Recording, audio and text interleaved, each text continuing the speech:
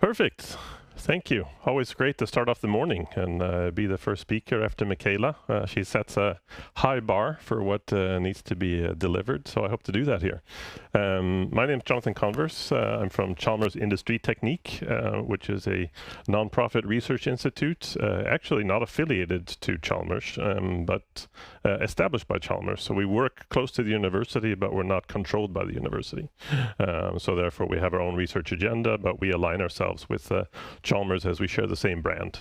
So therefore we work very step by step in how to, in the areas we want to pursue in research, in the way in which we represent the brand for the university, and how we involve each other in research projects. So, and one of those areas is what we're doing in digital health and healthcare industry. And this is from an area called GoCo, Health Innovation City, which is a new project established, or a new area established within Mölndal, Sweden. And I'm going to talk a little bit about what GoCo is, why it was established, a little bit more around digital health and what we're doing there, and just a summary there. So.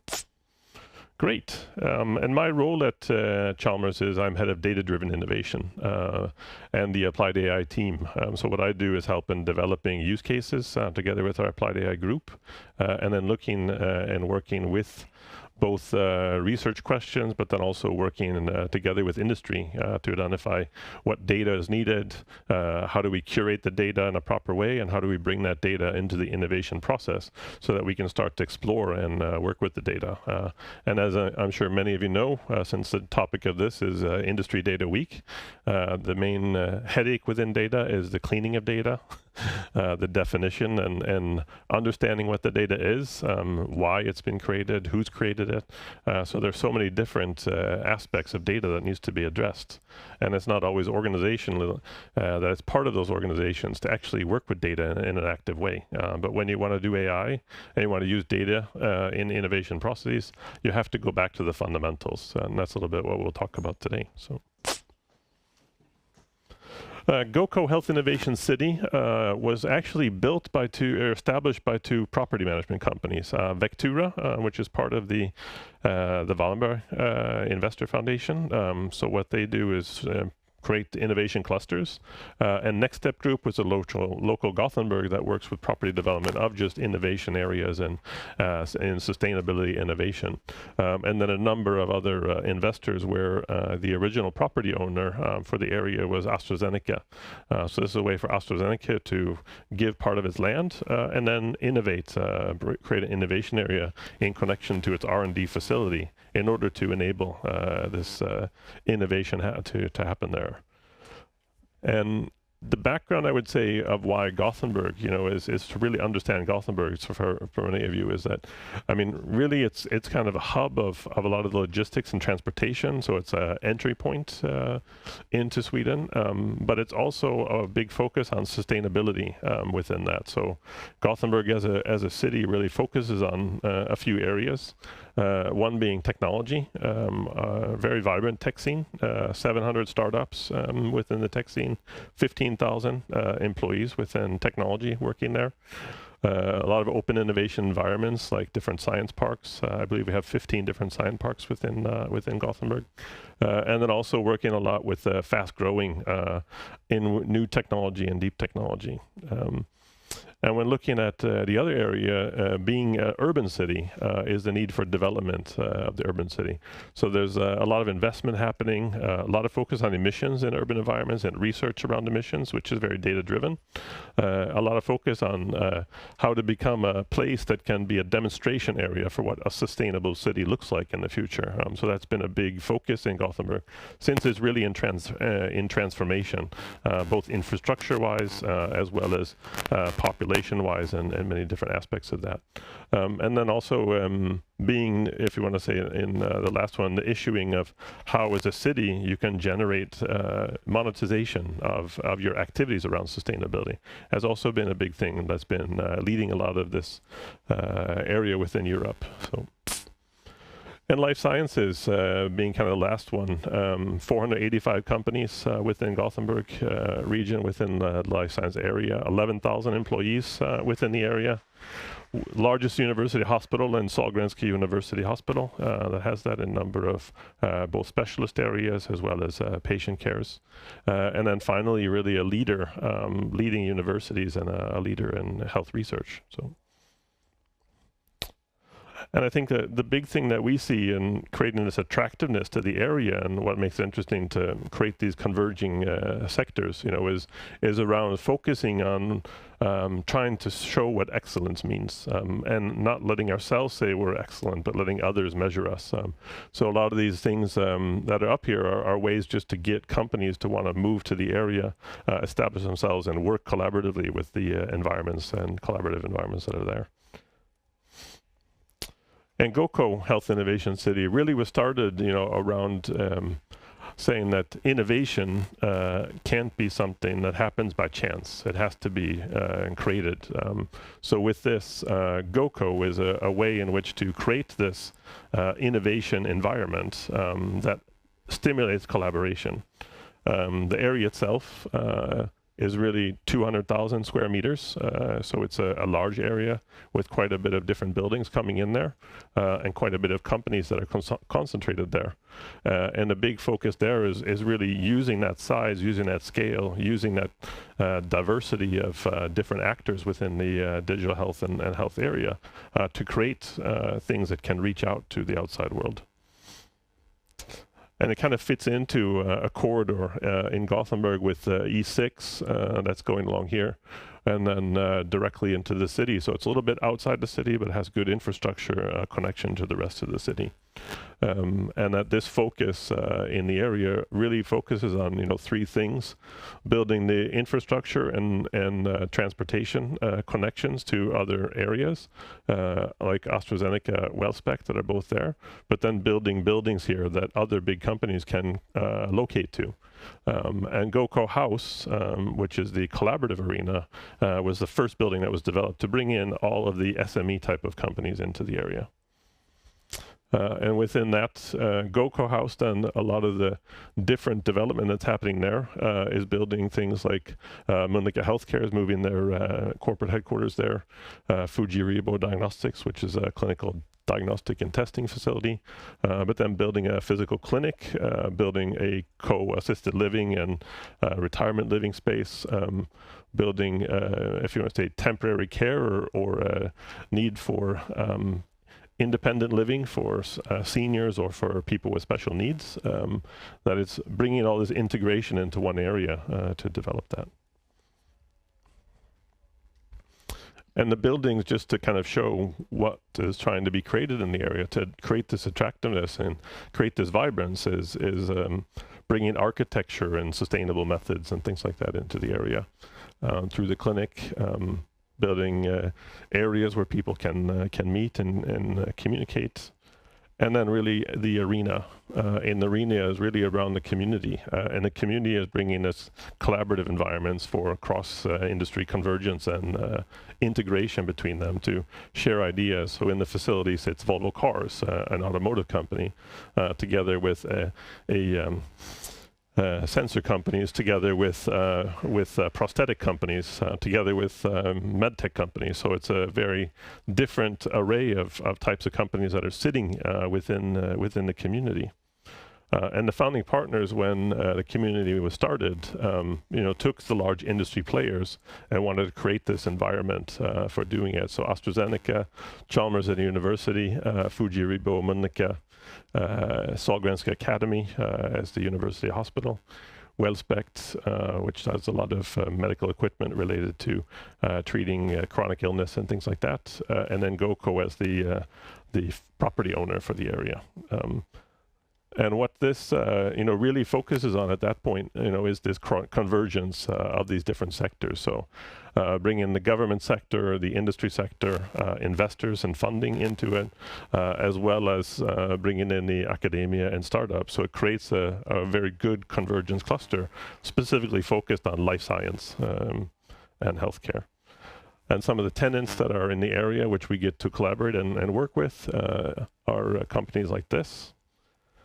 And really for, what we try to do in GoCo is create this innovation culture around that. And the area I represent is the digitalization of that culture. And that's something that isn't prevalent or planned from the start.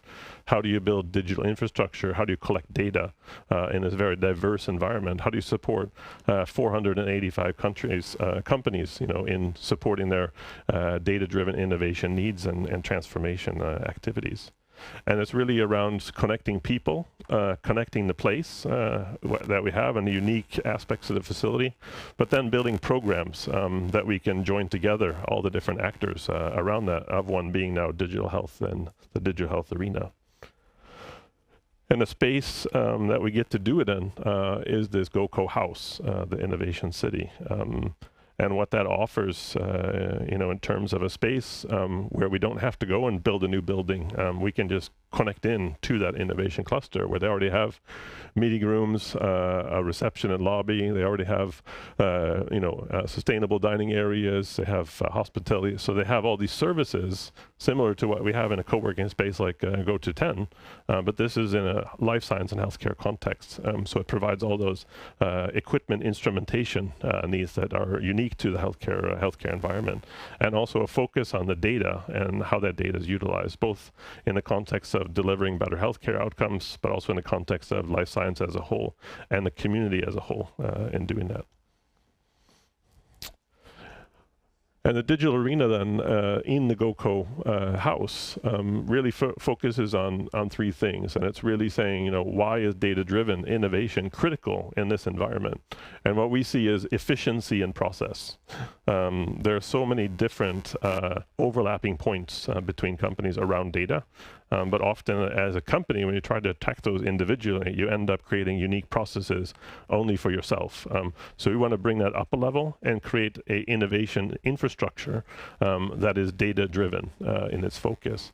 So it's the efficiency of it, it's the value that we can bring through utilization of technologies for testing and demonstration, other things. It's the sharing of resources, both within the companies that participate, but also in the universities and academia to be able to bring in expertise, bring in researchers, bring in technologists so that we can collaborate in the environment in an efficient way, but then also strengthening through that collaboration the group as a whole in Sweden as a whole, because we create a model that we see, a model that can be applied to different innovation clusters around Sweden. So Vectura as a company, they also invest in Forskaren in Stockholm, they invest in Medicon Village in Lund. So therefore we can bring this model for or framework for how to do data-driven innovation to other innovation clusters in Sweden that also have a life science focus. And we can also bring them to other industries that need a data-driven focus, like in mobility and transportation or energy. So and within the arena, what our focus is in the arena, which is ambitious, and that's what all the partners are really wrapping themselves around, is to show and demonstrate for Europe how through this convergence model, we can be a leader in Europe in AI. And the use of AI in the context of healthcare, both to develop new products, improve patient outcomes, and also improve the overall sector as a whole through the use of data. And the way that we really see doing that, is really focusing on the data accessibility questions. So using the European data strategy, using the different regulatory tools that are available in the toolbox, and actually exploiting those to make data accessible, usable, findable around those things specific to health. So European health data space is a key legislation that we can build upon to improve accessibility of patient records and patient care. We want to foster also an AI first. I think a lot of companies talk around utilizing AI, but AI is there to fix problems and support. We think AI needs to be integrated and the leading aspect of the organization. How you do that in a safe, transparent, and justified way, that's why we're part of the Just Data activities here. But we feel that AI, the capabilities it brings, is most important within the ability to meet the needs of the public in providing good healthcare. providing a platform, so the infrastructure aspects and the platform for how to do innovation and how to do it, the collaboration models, so leading events, communication, communities, all those things incorporated into the environment. Facilitating access to high performance infrastructure. So actually working through large companies like Astra that also have NVIDIA as a technology partner, setting up superpods that we can increase the amount of GPUs available for startups to actually train on and run their algorithms on. So we can build and support them in making those algorithms accessible and usable to others. And then finally supporting the whole development of the secondary use. So a lot of companies do business-to-business relationship and data. Secondary use is more open, how do we make that data accessible to researchers and anyone that wants to access the data in a good way.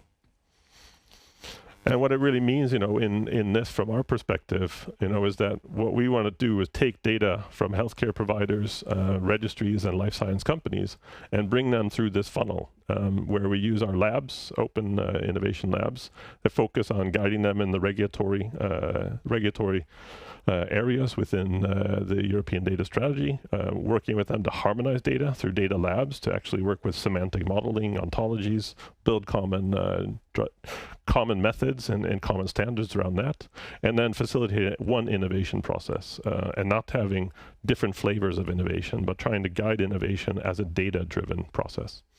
And that really goes into the next one, which Michaela was referring to, which is actually once you have this process in place for systematic and standardization of how you work with innovation, is next to build environments that can enforce trust. So the trusted research environment is actually setting up the physical infrastructure for access control, data security, a data platform to access it through Databricks and Microsoft Public Azure Cloud, and then starting to build the first really AI regulatory sandbox within healthcare.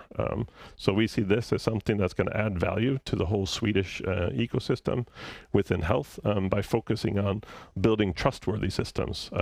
Today in the healthcare industry, when a researcher wants to receive data, they have to go through ethical approvals, they have to go through a lot of data collection, data cleaning themselves to find the right data. And then when they get it, they often get it on a USB stick, and then they have a lot of legal constraints around them of not making that data available. We think that's the wrong way to put that pressure onto researchers to have that responsibility, and it's not fair to the patients which are included in that data. So we want to build these environments around that. Another one is leading health AI research, and a lot in how can we use Gen AI in a good way, in a ethical way, and in a way that increases the productivity of the healthcare environment, that supports doctors, supports clinicians in the area. Precision medicine is a growing area, getting a lot into genomics, getting a lot into collection of patient data, a lot of also integration through precision medicine into actually care outside the hospital. So how do you bring in wearables and other data points that can be captured at home into the portfolio of the data, which is used and incorporated in developing precision medicine treatments. And then finally, robotics and guided systems. This is an increasing area within rehabilitation for medicine, accessibility. So how do you build actually systems that can support quality of life through use of robotics and integration with AI, for instance, through that. As an area, and how to support automation of labs, automation of hospitals. So robotics goes beyond just people; it goes into the whole delivery of care as an activity. And then, as I said previously, the health high performance infrastructure. So just making GPU capacity available, allowing tools for big data research, Hadoop clusters, other things like that, and then building hybrid cloud scalability. So actually working with public available resources and on-premise relatable resources. So how we balance those two capacities between those two, and working with large technology providers to be able to deliver and scale that in an efficient way. And then demonstrators. One thing in changing healthcare is really around giving environments where you can immerse yourselves into what the future looks like. So here we see a lot in what remote monitoring can look like between a patient at home and a hospital provider that's not treating them. We think that digital doctors, where you're just having a video chat conversation, isn't as rich as actually having data points that you can collect and incorporate into that interaction with the doctor. Virtual operating rooms, how you can actually support and improve delivery of care. Visualization tools of data that can enrich a doctor's way in understanding treatments for the patient. And then finally, digital assistants or digital agents, you can say, as we talk in terms of AI. So how do we actually go out and provide more of a human interface to it rather than a bot type of interface? How am I doing on time? Huh?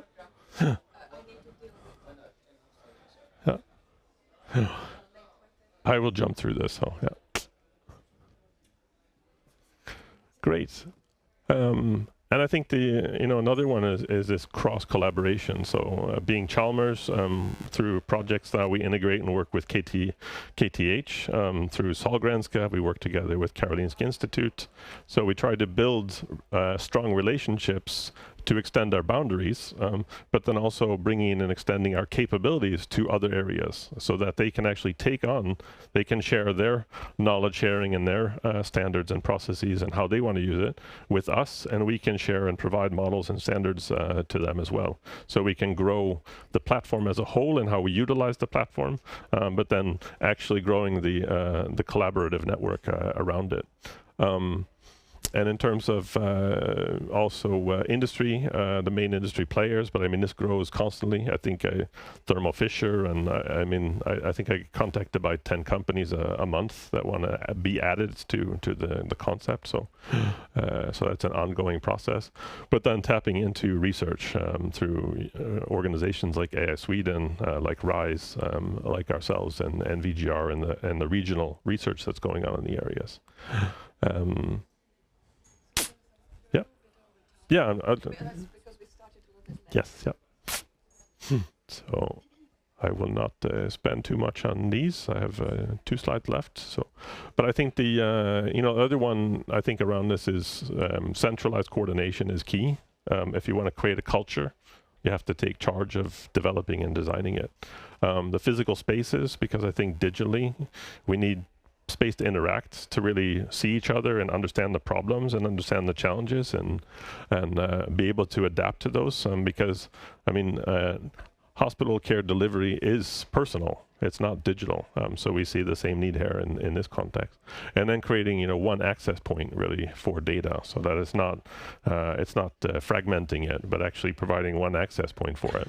And what we really want to focus on is accessing competency, where we don't have all the competency in-house in it, but we have the network to be able to incorporate and provide that network of competency.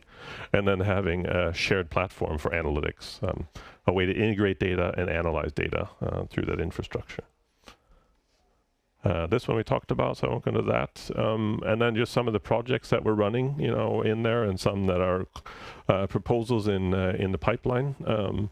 These are some of the projects we're doing now. As Michaela said, Trusted Research Environment, which is building this access infrastructure. Health Data Innovation, which is building the systematic and standardized processes, so how to access it. We also have an AI project around utilizing computer vision for identifying medical products and demonstrating how circularity and products need to be incorporated into the care environments. And then MedChain, which is actually building on digital product passport, but doing a medical product passport to provide traceability and transparency of all the critical supplies within the medical supply chain.